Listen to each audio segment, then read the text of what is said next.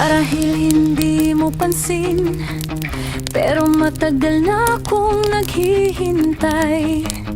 Ilang taon na ang nagdaan, ilang kaarawan na ang lumipas. Narito pa rin ako naghihintay, nakukontento na maging reserba lamang, tagapuno ng puwang at espasyo na nakalaan naman talaga para sa iba, tagasalo ng bigat na hindi na kayang saluhin ng ilan.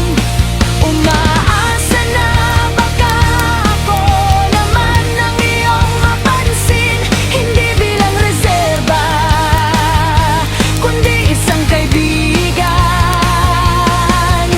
Nauna mong maiisip na palaging nariyan para damayan ka, at ngayon naunawaan ko na ang lahat.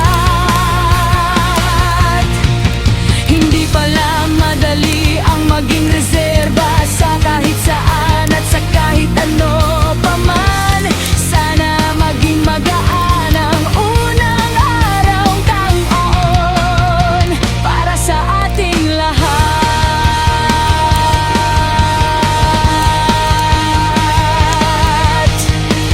Yung tipong banayad at malumanay lamang ang lahat.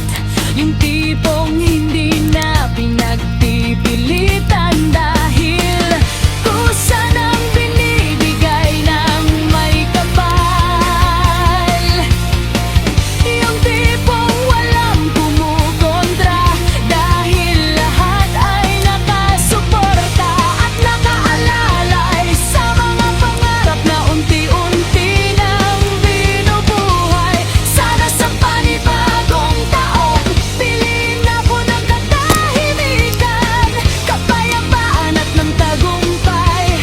Sana sa susunod na taon ako naman alam mo kung ano ang pinakamahirap paniwalaan.